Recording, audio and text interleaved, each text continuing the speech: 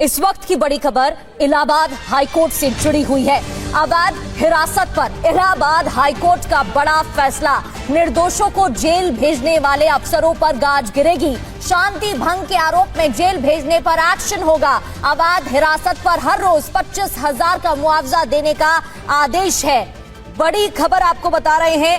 इस दौरान दोषी पुलिस अफसरों की सैलरी से वसूला जाएगा जुर्माना। हाईकोर्ट ने कहा व्यक्तिगत स्वतंत्रता सर्वोपरि है। पंकज चतुर्वेदी हमारे सहयोगी हमें ज्वाइन कर चुके हैं। पंकज, इलाहाबाद हाईकोर्ट ने बड़ा फैसला दिया है और उसमें कहा गया है कि कोर्ट उन पुलिसकर्मियों पर अब एक्शन लेगी जिन्होंने शांति भंग के मामलों में निर्दोषों को जेल भेजा है।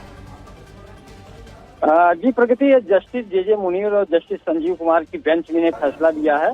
दरअसल प्रयागराज के निवासी मतांतर मिश्रा हैं, वो उनको हिरासत में लिया गया था 107 और 116 के तहत। कोर्ट में जो पुलिस की तरफ से जो साक्ष्य पेश किए गए, जो कहा गया कि ये स्वेच्छा से आए थे, लेकिन कोर्ट ने कहा कोई आप परमिशन नहीं है जो कोई स्वेच्छा से आए, आप लोगों ने इनको अवैध रूप से हिरासत में लिया था। कोर्ट का काम है, अगर नागरिकों के अधिकार का उल्लंघन होगा तो उस पर कार्रवाई की जाएगी, उनको संरक्षण दिया जाएगा। कोर्ट ने सुनने के बाद पुलिस और पीड़ित पक्ष के बाद ये निर्णय दिया है। साथ ही पुलिसकर्मियों पे 25,000 का जुर्माना भी लगाया है। जो चौकी इंचार्ज ने जिन्होंने हिरासत में लिया था उसको अवैध बताया है कोर्ट ने। साथ ही 10,000 रुपए जो पीड़ित है जिसको हिरासत में लिया गया था उसको खर्चा जो अब तक लगा है देने की बात कोर्ट ने कही है।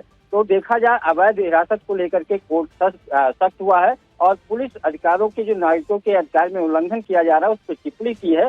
साथ ही ये भी कहा कि अगर कोई कोर्ट आता है, नागरिक अपने मौलिक अधिकार की बात करता है संरक्षण की, कोर्ट का दरवाजा खटखटाता है तो अदालत का दायित्व है उनके अधिकारों को प्रभावी ढंग से रखा जाए। तो एक तरीके से कोर्ट की उत्तर प्रदेश पुलिस पे एक गंभीर टिप्पणी है। और साथ ही ये भी कहा है कि पुलिस को लगता है कि उसके गलत फैसलों पे ध्यान नहीं दिया जाएगा, तो ये पुलिस की एक तरीके से भूल है।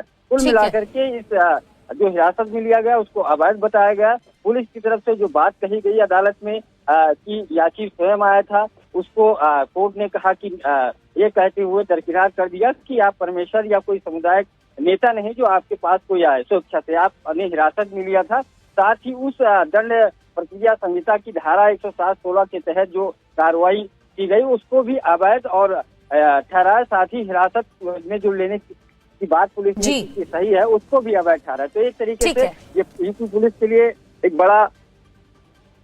बिल्कुल बड़ा फैसला यहाँ पर सुनाया गया है। बहुत बहुत शुक्रिया आपका जानकारी के लिए।